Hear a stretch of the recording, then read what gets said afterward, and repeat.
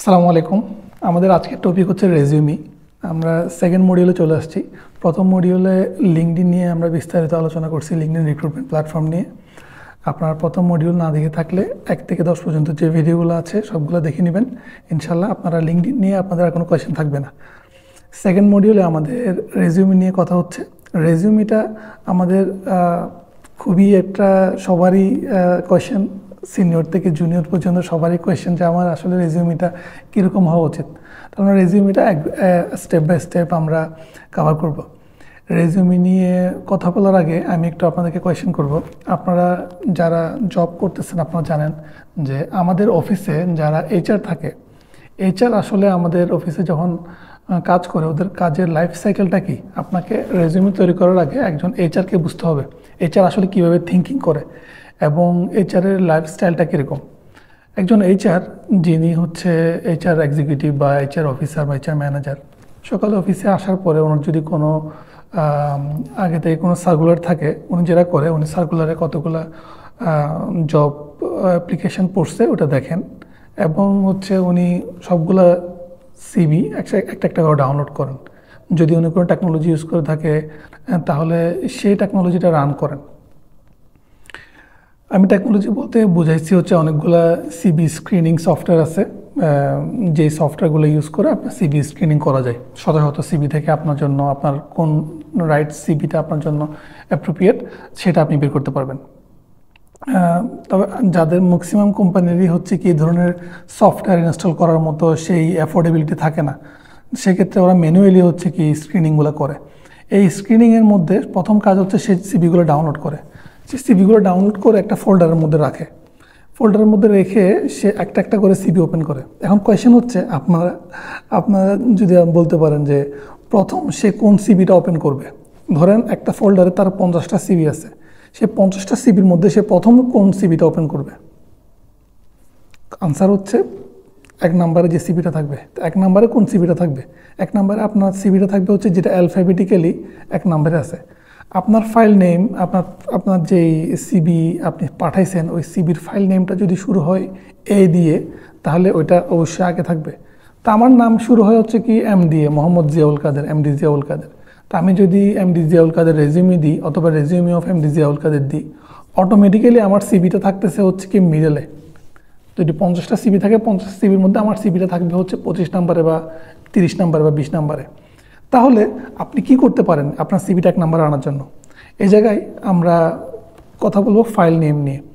File নেমটা যদি আপনি আপনার সিবির ফাইল নেমটা যদি এই দিয়ে শুরু করেন, যেমন a resume of Mohammad Ziaul Kader, MD Ziaul Kader, তাহলে হচ্ছে আপনার সিবির ফাইল নেম এ দিয়ে শুরু হচ্ছে এবং আপনার সিবিটা অটোমেটিক্যালি 1 নম্বরে চলে যাচ্ছে। এবং প্রথম যে রেজিউমিটা ওপেন করবে এইচআর সেটা হচ্ছে আমি। প্রথম সিবিটা ওপেন করা ইম্পর্ট্যান্ট কেন? কারণ একটা রেজিউমির পিছনে একটা এইচআর সর্বোচ্চ 30 সেকেন্ড বা 1 মিনিট বা 1.5 মিনিট সময় দেয়, কারণ তাকে 50টা সিবি দেখতে হবে। পাশাপাশি তার তো অনেক কাজ আছে। তো সিবিগুলো দেখে তাকে স্ক্রিনিং করতে হবে। তাহলে তার সিবিটা দেখার জন্য সে যদি মোর দেন 1 থেকে 2 মিনিট সময় দেয় তাহলে তার অনেকক্ষণ সময় লেগে যাবে একটা সিবি দেখার জন্য। সেজন্য প্রথম যে সিবিটা ওপেন করে অ্যাজ ইউজুয়াল আপনি যদি প্রথম অনেকগুলো ফাইল আপনাকে চেক করতে হয়, সেখানে আপনি যদি প্রথম যে ফাইলটা আপনাকে চেক করতে হবে, প্রথম যে ফাইলটা আপনি ওপেন করবেন ওই ফাইলটাতে কিন্তু একটু বেশি মনোযোগ যাবে, একটু বেশি কনসেন্ট্রেশন যাবে এবং ওই ফাইলটার প্রতি অটোমেটিক একটা আপনার বায়াসনেস কাজ করবে। তো আপনি যদি আপনার সিবিটা প্রথমে ওপেন করাতে পারেন আপনার কোনো একজন রিক্রুটারকে দিয়ে, অটোমেটিক্যালি আপনি 100 জন থেকে আপনি আগায় থাকলেন। এটা হচ্ছে একটা অ্যাডভান্টেজ। দ্বিতীয় যে অ্যাডভান্টেজটা হচ্ছে আপনার সিবিটা যদি অনেক ইনফরমেটিভ হয়, ওই ইনফরমেশনগুলো সে পড়ার মতো সে সময় পেল। 30 সেকেন্ড যদি সময় দেয় তাহলে অনেকগুলো ইনফরমেশন সে পড়তে পারবে না। ঠিক আছে, এখন আমরা কথা বলবো আমাদের সিবিটা আসলে কয় পেজের হইতে হবে, নাম্বার অফ পেজ কয়টা হইতে হবে। আমাদের সিবিটা আমি বলি আমার পেজ, আমার অনেকগুলো এক্সপিরিয়েন্স, এর মধ্যেও আমি আমার সিবিটা 1 পেজে রাখছি। তা আপনাদেরকে আমি বলবো আপনারা যাতে আপনাদের সিবিটা 1 পেজে রাখেন। সিবি 1 পেজে রাখার মূল রিজনটা কি? সিবি 1 পেজে রাখার মূল রিজনটা হচ্ছে একজন সাধারণ হিউম্যান সাইকোলজি হচ্ছে সে তার কাছে যদি 10টা পেজ থাকে সে প্রথম পেজে সাধারণত বেশি সময় ব্যয় করে, এভাবে করে দ্বিতীয় তৃতীয় চতুর্থ পেজগুলোতে এসে গিয়ে কম সময় ব্যয় করে।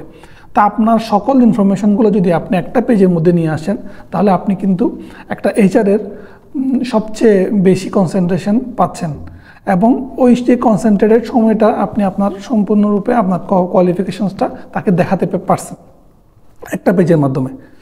এবার কথা হচ্ছে, আপনি যদি এক পেজে করতে না পারেন, সেক্ষেত্রে আপনি কি করবেন?